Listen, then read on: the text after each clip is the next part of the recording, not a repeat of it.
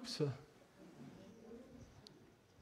Voilà, donc je vais poursuivre avec le sermon sur la montagne, comme l'a introduit notre pasteur, en particulier les béatitudes. Comme nous l'avons étudié jusque-là, c'est que dans cette portion de l'Écriture, dans cette section qu'on appelle les béatitudes, le Seigneur Jésus nous parle du bonheur, il nous parle du vrai bonheur. En fait, les béatitudes décrivent une situation de celui ou celle qui est approuvé par Dieu et qui reçoit sa bénédiction. Donc Jésus nous parle du bonheur, qui n'est pas le bonheur que nous propose le monde, mais c'est le bonheur selon Dieu. Donc je vais lire à partir de Matthieu 5, je vais lire le chapitre 5 de l'Évangile selon Matthieu, les 12 premiers versets. Matthieu 5, voyant la foule, Jésus monta sur la montagne, et ses disciples s'approchèrent de lui, puis il ouvrit la bouche et se mit à les enseigner. Heureux les pauvres en esprit, car le royaume des cieux est à eux. Heureux ceux qui pleurent, car ils seront consolés. Heureux ceux qui sont doux, car ils hériteront la terre. Heureux ceux qui ont faim et soif de justice, car ils seront rassasiés.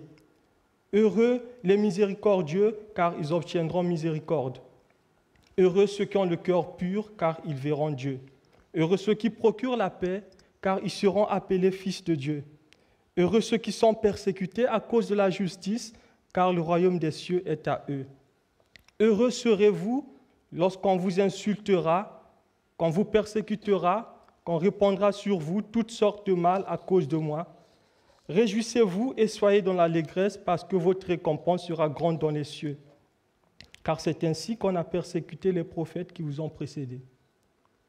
Nous avons déjà étudié les 6 premières béatitudes. Donc, on va continuer avec la 7e et la 8e, la 6e et la 7e plutôt. Donc, heureux ceux qui ont le cœur pur. Ça, c'est la 8e. Heureux ceux qui ont le cœur pur. Les docteurs de la loi du temps de notre Seigneur Jésus considéraient la pureté comme quelque chose qui est externe, comme le fait de manger sans s'être lavé les mains, le fait de toucher des choses, de toucher un mort. En fait, eux, ils mettaient plus l'accent sur ce qu'on appelle par une pureté extérieure ou la pureté rituelle. Jésus va justement les reprocher à cause de cela. Dans Matthieu, le chapitre 15, Jésus dit, dans Matthieu 15, « Alors les pharisiens et les scribes virent que... » Donc je vais lire Matthieu, le chapitre 15, à partir du verset 1er. « Alors les pharisiens et les scribes vinrent de Jérusalem auprès de Jésus et dirent, « Pourquoi tes disciples transgressent-ils la tradition des anciens? Car ils ne se lavent pas les mains lorsqu'ils prennent le pain. » Jésus va leur répondre, il va leur reprocher, il va leur dire qu'ils ont annulé la parole de Dieu au profit de la tradition. Il continue au verset 7 pour reprocher ces pharisiens qui considéraient que l'impureté venait de l'externe, venait des choses, venait du fait de manger sans s'être lavé les mains. Il va dire, « Hypocrite, Ésaïe a bien prophétisé sur vous, quand il a dit, « Ce peuple m'honore des lèvres, mais son cœur est éloigné de moi. C'est en vain qu'ils me rendent un culte en enseignant des doctrines qui ne sont que préceptes humains. » Jésus appela la foule et lui dit, « Écoutez et comprenez, ce n'est pas ce qui entre dans la bouche qui rend l'homme impur, mais ce qui sort de la bouche. C'est ce qui rend l'homme impur. » Même les disciples de Jésus ne comprenaient pas cela parce qu'ils étaient habitués à écouter cette musique des pharisiens, de respecter la tradition. Les disciples vont même se demander, mais tu sais que les pharisiens ont été scandalisés par cette parole. Et l'apôtre Pierre, qui va devenir l'apôtre, va dire au verset 15 de ce chapitre, Pierre prit la parole et lui dit, « Explique-nous cette parabole. » Jésus lui dit, vous aussi, vous êtes sans intelligence. Ne saisissez-vous pas que ce qui entre dans la bouche va dans le ventre, puis est jeté à l'écart? Mais ce qui sort de la bouche vient du cœur, provient du cœur, et c'est ce qui rend l'homme impur. Car c'est du cœur de l'homme, car c'est du cœur que viennent les mauvaises pensées, meurtre, adultère, prostitution, vol, faux témoignage, blasphème. Voilà ce qui souille l'homme. Donc nous revenons à cette question de la pureté, de l'impureté, parce que nous sommes en train d'étudier ce qui est le cœur pur. Jésus dit, heureux ceux qui ont le cœur pur. Pour les docteurs de la loi, l'impureté venait de l'externe, comme nous l'avons vu, manger sans s'être lavé les mains, toucher un mort parce que le mort était considéré comme impur. Vous vous souvenez, comme dans la parabole du bon samaritain que nous avons vu la fois passée, où il est dit que l'homme était laissé comme mort. Le sacrificateur est passé par là, il a vu l'homme, ce misérable, il n'est pas venu à son secours. Le lévite aussi, il est passé, il a laissé. Parce que pour eux, pour ces serviteurs, le sacrificateur, tel que prescrit dans la loi, toucher un mort, c'était se souiller en quelque sorte. L'Écriture enseigne que tout cet enseignement jouait un rôle.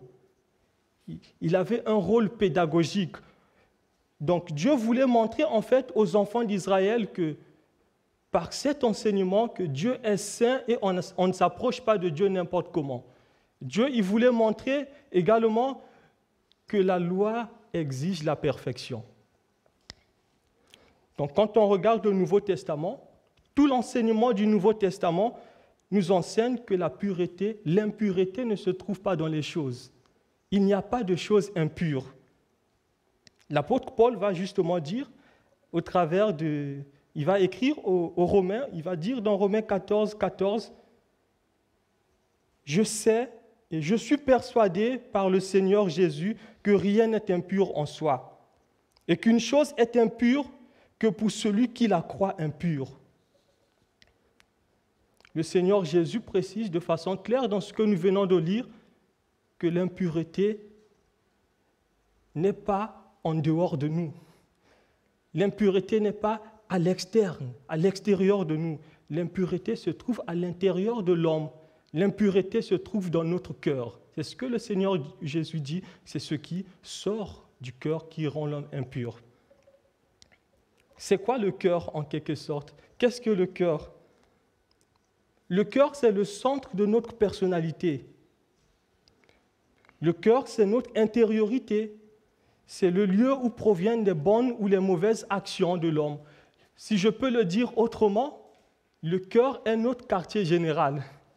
C'est là où tout se passe. Nos mauvaises pensées proviennent du cœur, comme les bonnes pensées. Et notre Seigneur, l'Éternel Dieu, il va faire justement le diagnostic du cœur de l'homme. Et tout le diagnostic que Dieu fait du cœur de l'homme révèle que le cœur de l'homme est mauvais. Genèse, le chapitre 6, le verset 5 dit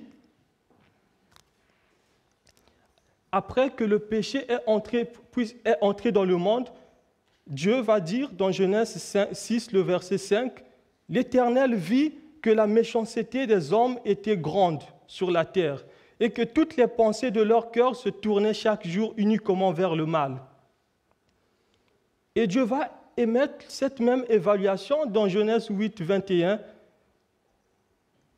qui dit que toutes les pensées de l'homme sont portées vers le mal dès sa jeunesse. Tous ces passages nous montrent, en quelque sorte, qu'on ne devient pas pécheur, on est pécheur. Nous naissons pécheurs. Ce n'est pas nous qui corrompons la société, on est pécheurs en quelque sorte. Ce n'est pas la société qui nous corrompt, mais c'est nous, en fait, qui corrompons la société. Et le Seigneur va faire également cette même évaluation dans Jérémie 17, le verset 9. Il va dire que le cœur est tortueux, le cœur est incurable, le cœur est malade. De l'extérieur, les gens peuvent paraître beaux, belles, Mais quand Dieu regarde notre cœur, quand Dieu regarde ton cœur, qu'est-ce qu'il voit? Dieu est celui qui éprouve le cœur. Dieu est celui qui sonde les reins. Dieu, il connaît nos cœurs. Il sait quand nous sommes vrais et quand nous ne le sommes pas. Dieu voit, parce que rien n'est caché devant la face de notre Seigneur. Rien n'est caché devant la face de Dieu. Et le Seigneur Jésus, dans le sermon sur la montagne, il présente justement la pureté du cœur comme un élément qui caractérise les disciples de Jésus-Christ. Un disciple de Jésus est caractérisé par une pureté de cœur. Être pur, le cœur pur. Heureux ceux qui ont le cœur pur, ils verront Dieu. Un cœur pur n'est pas un cœur sans péché. Pour avoir le cœur pur, il faut passer par la nouvelle naissance. Il faut naître de nouveau, premièrement. Il faut que Dieu puisse purifier ton cœur. Il faut que, là on parle même de la circoncision de cœur. Mais étant né de nouveau, le Seigneur fait aussi des reproches à ceux qui ont donné leur vie au Seigneur. Est-ce que ton cœur est pur? Un cœur pur est un cœur sans partage. Un cœur pur est un cœur qui est entièrement consacré au Seigneur, dans les paroles, dans les pensées, dans les actes. Un cœur intègre. Le cœur pur est un cœur qui ne se livre pas au mensonge. Un cœur qui est vrai, qui est véridique, qui est sincère devant Dieu. D'ailleurs, on ne peut pas se cacher devant Dieu. Dieu, il sait quand on est vrai et quand on ne l'est pas, quand on passe à côté. Et le roi David va dire dans le psaume 24 que personne ne peut monter à la montagne de l'Éternel si son cœur n'est pas pur. Le psaume, le chapitre 24, le verset 2 à 3, nous dit « Qui pourra monter à la montagne de l'Éternel? Qui se lèvera jusqu'à son lieu saint? Celui qui a les mains innocentes et le cœur pur, celui qui ne livre pas son âme au mensonge et qui ne jure pas pour tromper. » Le roi David comprenait que ce que Dieu désire, c'est la sincérité de cœur. Les hommes regardent à ce qui frappe les yeux, regardent l'externe, mais Dieu regarde le cœur. Si notre cœur est partagé, si notre cœur n'est pas pur, nous pouvons nous repentir. Le Seigneur, il est prêt, on peut se confier à Dieu. Dieu, il est prêt à purifier notre cœur. Nous pouvons aussi crier comme David. David qui, bien qu'étant un enfant de Dieu, David crie à Dieu, « Ô Dieu, crée en moi un cœur pur, renouvelle en moi un esprit bien disposé. » Ça, ce n'est pas la prière d'un jeune converti, mais c'est une personne qui a une expérience avec Dieu, mais qui crie, « Seigneur, purifie mon cœur, crée en moi un cœur pur. » Nous pouvons aussi imiter David. Quel est ton désir? Veux-tu être celui que le Seigneur attend? Ton désir est vraiment de plaire à ton Seigneur, de plaire à ton Dieu, de plaire à ton Maître. Un cœur pur est un cœur qui cherche Dieu ardemment. Un cœur pur est un cœur qui est impartageable. Un cœur qui est impartageable. Un cœur qui sert la parole de Dieu afin de ne pas pécher. Comme nous le dit le psalmisme, « Je sers ta parole dans mon cœur afin de ne pas pécher contre toi. » Un cœur qui est vrai. Luther pouvait dire à propos de cette béatitude ceci, « Bien qu'un laboureur ou un cordonnier ou un forgeron puisse être sale ou sentir mauvais, son cœur sera un parfait de bonne odeur s'il médite la parole de Dieu et la met en pratique. » Même si à l'extérieur, le cordonnier peut être sale, mais s'il médite la parole de Dieu, il cerce la parole de Dieu dans son cœur et il met cela en pratique, son cœur est un parfait de bonne odeur devant Dieu.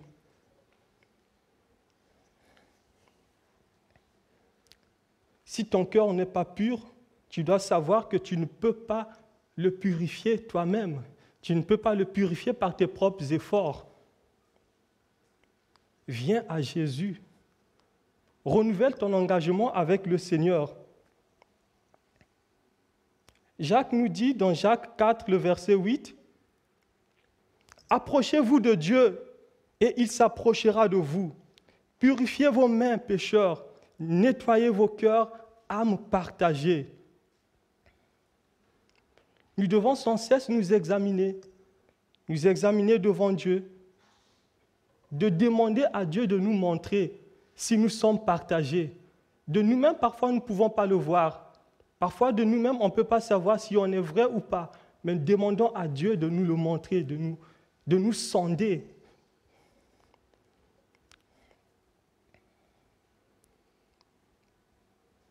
Dieu est capable de nous purifier.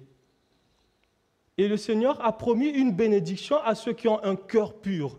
Il dit, « Heureux ceux qui ont le cœur pur, ils verront Dieu. » Ils verront Dieu. Aujourd'hui, nous voyons Dieu d'une manière indirecte et partielle. Comment? Par les yeux de la foi. On voit Dieu à l'œuvre par les yeux de la foi.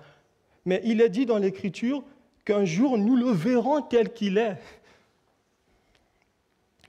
L'apôtre Jean dit dans 1 Jean, le chapitre 3, le verset 2, « Bien-aimés, 1 Jean 3, 2, « Bien-aimés, nous sommes maintenant enfants de Dieu, et ce que nous serons n'a pas encore été manifesté. Mais nous savons que lorsqu'il sera manifesté, nous serons semblables à lui parce que nous le verrons tel qu'il est. »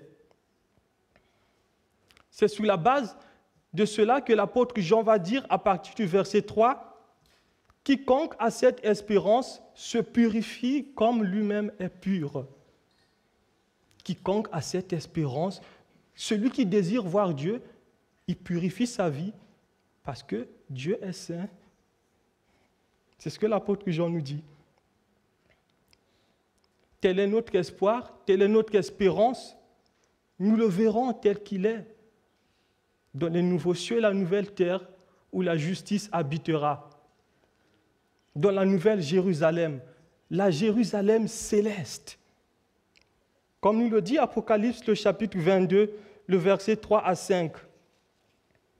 Dans cette nouvelle Jérusalem, le trône de Dieu et de l'agneau sera dans la ville. Les serviteurs le serviront et verront sa face, et son nom sera sur leur front. La nuit ne sera plus. Ils n'auront besoin ni de la lumière d'une lampe, ni de la lumière du soleil, parce que le Seigneur les éclairera, et ils régneront au siècle des siècles. Ils régneront au siècle des siècles. Nous ne perdons pas courage. Nous continuons à nous purifier, à placer notre confiance en Seigneur, à compter sur Dieu, parce que celui qui a fait cette promesse n'est pas un homme pour mentir, c'est le Dieu de toute éternité. Sa promesse est véritable et nous pouvons nous appuyer sur ça. La pureté de cœur va de pair avec la réconciliation. C'est ce que le Seigneur nous dit dans l'autre béatitude. La 7e béatitude. Heureux les artisans de paix, car ils seront appelés fils de Dieu. Ceux qui procurent la paix, en quelque sorte. Ceux qui procurent la paix sont des artisans de paix. On peut encore traduire cela par des poètes. Ils sont les poètes de paix, ceux qui fabriquent la paix. Ils procurent la paix. Dans notre société, dans le monde, la paix, quand on parle de paix ou la paix, ça fait ressortir en premier l'idée d'une absence de guerre, une absence de conflit. La paix dans le monde est souvent traduite par la tranquillité. Ou d'autres parlent, pour parler de paix, ils parlent de l'apaisement. Et les sociétés recherchent la paix. Ils recherchent une absence de conflit, une tranquillité. Les pays se font même des traités, des partenariats, des alliances pour ne pas se faire la guerre. Ils disent, en ayant les mêmes intérêts, nous serons en paix. Cette conception de paix est très éloignée de ce qui constitue le cœur du message biblique. C'est très éloigné parce que dans la Bible, il est dit que la paix n'est possible que lorsque l'autorité de Dieu est reconnue. L'homme ne peut pas connaître la vraie paix. L'homme ne peut pas connaître une paix véritable, une paix intérieure, s'il n'a pas fait la paix avec le prince de la paix, Jésus-Christ le juste. En fait, depuis qu'Adam a péché, le monde entier est plongé dans le chaos et dans une absence de paix. La corruption est entrée dans le monde à cause d'un seul individu. Le péché est entré dans le monde à cause d'un seul individu. Après, tous ont péché. Depuis la chute, les hommes, les familles entières, les nations entières sont frappées par une absence de paix. Et Dieu, notre Seigneur, qui est bon, le Seigneur dans sa bonté, il veut rétablir cette paix. Alors, qu'est-ce qu'il va faire? Il va se choisir un homme, Abraham, auquel il va dire, je bénirai, toutes les familles de la terre seront bénies au travers de ta descendance. Abraham, Dieu au travers, en choisissant Abraham, il va vouloir créer un nouveau peuple. Et la promesse de Dieu va passer de Abraham à David, le roi.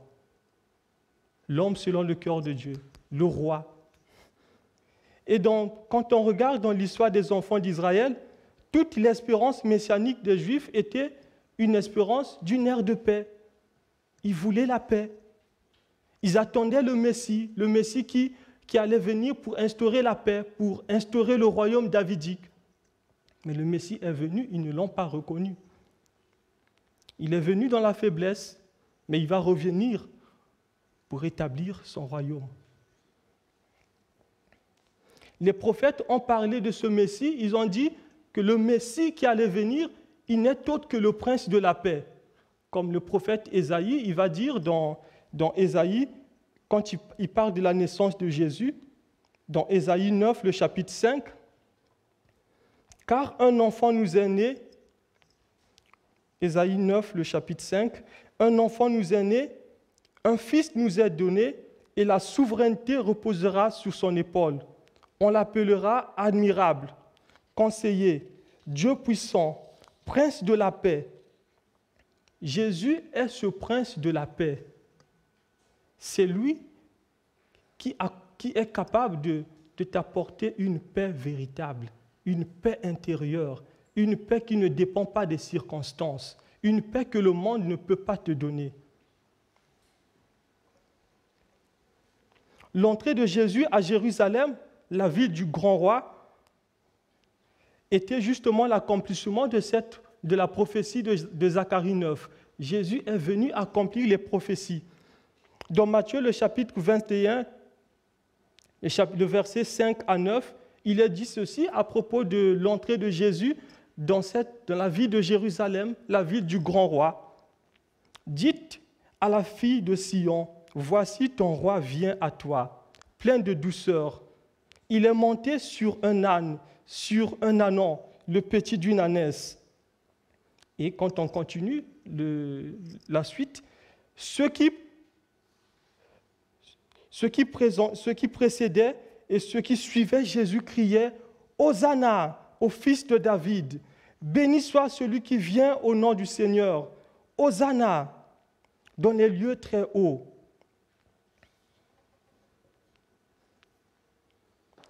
Pâques est aussi ce message de paix. Pâques est un message de paix. Jésus-Christ, le prince de la paix, est venu faire la paix.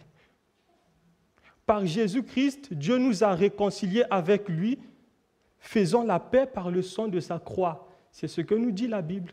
Par Jésus-Christ, Dieu nous a réconciliés. Au travers du sang de Jésus-Christ, nous avons la paix avec Dieu.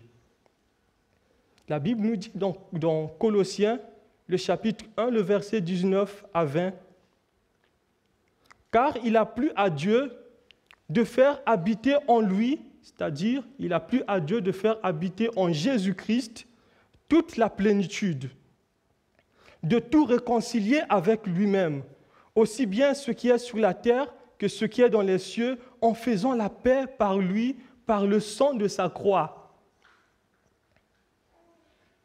Le péché a non seulement brisé le lien entre Dieu et l'homme, le péché a aussi rompu l'harmonie universelle.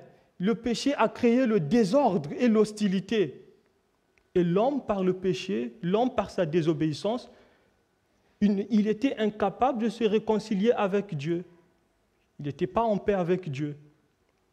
Et Jésus-Christ, le prince de la paix, est venu dans le monde pour une mission particulière, mourir sur la croix pour établir cette paix entre Dieu, le Créateur, et l'homme, le pécheur. Mais aussi pour restaurer l'harmonie entre le Créateur et la création. Parce que le péché n'a pas eu seulement les conséquences sur l'homme, toute la création soupire. Le péché, et Jésus-Christ, il est celui qui est venu par sa mort réconcilier et rétablir l'harmonie. Dieu a ressuscité Jésus-Christ d'entre les morts le 3e jour. Et c'est justement en plaçant ta confiance en Jésus que tu peux être sauvé. C'est en plaçant ta confiance en Jésus-Christ, le juste, le prince de la paix, que tu peux connaître cette paix véritable, la paix avec Dieu. Et tu peux être sauvé, être enfant de Dieu, être réconcilié avec Dieu et espérer être vraiment au ciel avec lui quand il va revenir. L'homme pécheur doit d'abord faire la paix avec Dieu pour connaître vraiment cette paix intérieure, cette paix véritable. Cette paix qui ne dépend pas des circonstances. As-tu fait la paix avec Dieu? Cette question que je te pose aujourd'hui, cette question que peut-être que le Seigneur te pose également, as-tu fait la paix avec Dieu? Si tu n'as pas fait la paix avec Dieu, c'est toujours possible. La Bible dit dans Romains le chapitre 10, le verset 9, « Si tu confesses de ta bouche le Seigneur Jésus, si tu crois dans ton cœur que Dieu l'a ressuscité des morts, tu seras sauvé. » Si tu confesses de ta bouche le Seigneur Jésus, Romains 10, 9, « Si tu crois dans ton cœur que Dieu l'a ressuscité des morts, tu seras sauvé. » Alors comment, en tant que disciples de Jésus, nous pouvons être des artisans de paix? Premièrement, déjà, en partageant cet évangile de paix, nous pouvons être artisans de paix en tant que disciples de Jésus-Christ en partageant l'évangile de paix. Nous avons vu tout à l'heure que la vraie paix ne peut venir que de la réconciliation d'un homme pécheur avec Dieu. Donc, celui qui partage l'évangile de paix, il cherche à ce que les hommes se réconcilient avec Dieu. C'est seulement au travers de ce moyen que les hommes connaîtront une vraie paix, une paix intérieure. Les prophètes ont parlé, comme la prophétie, le prophète Ésaïe a dit qu'il est beau sur les montagnes. Dans Ésaïe 52, 7, le prophète Ésaïe a dit qu'il est beau sur les montagnes, les pieds de celui qui apporte de bonnes nouvelles, qui publie la paix, de celui qui apporte de bonnes nouvelles, qui publie le salut, de celui qui dit à Sion, ton Dieu règne. Ça, c'est le message que le monde ne veut pas entendre. Dire que Dieu règne, tu es pécheur, tu dois te réconcilier avec Dieu. Ça, c'est l'évangile de paix, mais le monde ne veut pas l'entendre. Mais ceux pour qui est destiné écouteront. Et c'est Dieu qui sauve et Dieu opérera la transformation par sa grâce. Il nous demande justement d'annoncer cet évangile de paix. Au-delà du fait que nous sommes appelés à partager l'évangile de paix, le Seigneur nous demande aussi à être en paix, à vivre en paix les uns les autres. Le Seigneur nous demande à nous réconcilier entre frères et sœurs, dans la famille, à ne pas être de ceux-là qui jettent de l'huile sur le feu, mais ceux qui cherchent à rétablir des relations de paix. À ne pas être ceux qui rendent le mal pour mal, ne pas être ceux qui se vengent. Comme nous dit la Bible justement dans Romains le chapitre 12, Romains 12, le verset 17 à 20, « Ne rendez à personne le mal pour mal, recherchez la paix. » Ne rendez à personne le mal pour mal, recherchez ce qui est bien devant tous les hommes. S'il est possible, autant que cela dépend de vous, soyez en paix avec tous les hommes. Soyez en paix avec tous les hommes. Ne vous vengez pas vous-même, bien-aimés, mais laissez agir la colère, car il est écrit, « À moi la vengeance, c'est moi qui rétribuerai, dit le Seigneur. Mais si ton ennemi a faim, donne-lui à manger. S'il a soif, donne-lui à boire. Car en agissant ainsi, ce sont des charbons ardents que tu amasseras sur sa tête. » Ce n'est pas à nous de faire justice, ce n'est pas à nous de nous venger nous-mêmes, non. La justice, le jugement appartient à Dieu. Ne rendez pas coup pour coup. Ce que notre vieille nature veut, coûte que coûte, c'est la vengeance. Ça, c'est ce que notre vieille nature veut. Mais le disciple de Jésus, le disciple du Seigneur, il accepte même de souffrir si cela est le seul moyen pour rétablir les relations de paix, pour rétablir la réconciliation. Il préfère souffrir, comme le Seigneur. Le plus souvent, nous disons, c'est l'autre qui a tort, c'est à lui de faire le premier pas. Moi, je ne préfère pas venir vers toi, je reste dans mon coin. Mais en tant que disciple, c'est le disciple. Si j'ai un problème avec un non-croyant, en tant que disciple, c'est à moi d'aller vers lui, de faire le premier pas, de chercher la réconciliation. Si l'autre ne veut pas le faire, c'est à nous de prendre l'initiative. Le Seigneur Jésus, Christ est ressuscité, il a dit dans Hébreux 12, le verset 13, « Recherchez la paix avec tous et la sanctification, sans laquelle personne ne verra le Seigneur. » Hébreux 12, 13, « Recherchez la paix avec tous et la sanctification, sans laquelle personne ne verra le Seigneur. » Je me rappelle encore de ce petit problème, c'était juste un petit incident. Et je me souviens, c'est comme si c'était hier. Dans mon jeune âge, le quartier où j'avais grandi, c'était un petit incident entre ma grand-mère et l'une des femmes du quartier.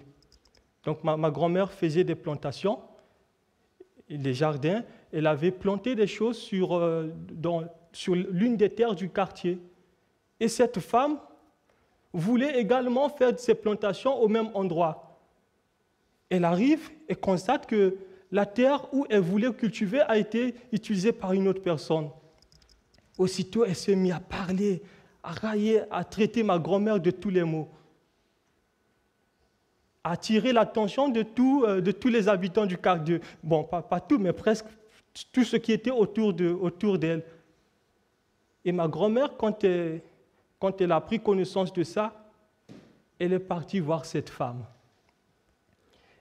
Quand elle est arrivée devant cette femme, elle a commencé aussitôt à demander pardon. Pardon. Sincèrement, elle a demandé pardon. Je suis vraiment désolé. Cette femme ne s'attendait pas à ça. Elle s'attendait à ce que ça puisse se transformer en querelle ou en échange de paroles mauvaises. Elle a été confondue aussitôt. Dieu l'a confondue. Et le fait que ma grand-mère puisse aller vers cette femme et demander pardon, c'était aussitôt la réconciliation et la paix entre les deux femmes. Un artisan de paix ne jette pas de l'huile sur le feu, mais il cherche à éteindre le feu. Dieu aime la réconciliation et Dieu, il désire la procurer au travers des enfants de Dieu, ces enfants qui sont les artisans de paix, les poètes de paix. En fait, le disciple de Jésus-Christ ne devrait en aucun cas être un fauteur de troubles. Il ne devrait en aucun cas se lancer à la violence. Non, Le Seigneur ne nous appelle pas à la violence, il nous appelle à l'amour. Il nous demande d'aimer nos prochains, d'aimer même nos ennemis. Il nous demande d'aimer nos ennemis. Il nous demande de prier même pour ceux qui nous maltraitent et qui nous persécutent. Souvent, quand on a raison, c'est là où on veut peut-être montrer un peu plus le dur, mais le Seigneur nous demande de nous calmer. Il dit dans Matthieu le chapitre 5, le verset 43 à 45, « Vous avez appris qu'il a été dit, tu aimeras ton prochain et tu haïras ton ennemi. Mais moi, Jésus, c'est Jésus qui dit, mais moi je vous dis, aimez vos ennemis. Bénissez ceux qui vous maudissent. Faites du bien à ceux qui vous haïssent. Priez pour ceux qui vous maltraitent et qui vous persécutent, afin que vous soyez appelés, afin que vous soyez fils de votre Père qui est dans les cieux. Car il fait lever son soleil sur les méchants et sur les bons, et il fait pleuvoir sur les justes et sur les injustes. En agissant ainsi, on imite notre Seigneur, qui est bon envers tous. Heureux ceux qui procurent la paix, nous dit le Seigneur. Ils seront appelés fils de Dieu. Ceux qui sont fils de Dieu ne sont pas passifs. Ils ne sont pas passifs. Ils sont participants au caractère de Dieu. Il est dit dans l'Écriture que le Fils est comme son Père. Vous avez entendu ce proverbe, tel fils, tel père? Oui, c'est ce que le Seigneur va dire dans le texte que je vais lire tout à l'heure. Tel fils, tel père. La Bible dit dans Jean 5, le verset 19, c'est Jésus qui parle. Le Fils ne peut rien faire de lui-même. Il ne fait que ce qu'il voit faire le Père. Et tout ce que le Père fait, le Fils le fait aussi. Ceux qui sont appelés fils de Dieu, ce sont ceux qui accomplissent l'œuvre de Dieu en fait. Dieu est venu faire la paix avec les hommes. À quel prix? Au prix le plus élevé, au prix du sang de son Fils Jésus. Son Fils est mort sous la croix pour que l'homme soit réconcilié avec Dieu. Et il nous dit, en agissant ainsi, nous imitons justement, nous marchons sous ses traces. Nous faisons ce que Dieu a fait, en étant les artisans de paix, en recherchant la paix avec tous. Donc Pâques est un message de paix. Avec cette béatitude, Pâques est un message de paix. Dieu nous a réconciliés avec lui par le sang de son Fils. Il nous appelle également à être des artisans de paix. Déjà, comment? On a vu de deux manières. Comment nous pouvons être ces artisans de paix? De deux manières. Parler de Jésus à ceux qui n'ont pas encore fait la paix avec Dieu. Une autre manière, à vivre en paix déjà entre nous, frères et sœurs. Soyons en paix entre nous, mais aussi soyons en paix avec notre voisin qui est à la maison ou bien qui est au quartier ou au travail. Et le Seigneur dit, dans la suite du sermon sur la montagne, c'est en agissant ainsi que le monde saura que nous sommes réellement les disciples du Seigneur Jésus, le Prince de la paix. Prions Dieu. Seigneur, nous te bénissons. Merci pour ton amour. Merci pour tout ce que tu as fait, pour tout ce que tu as accompli.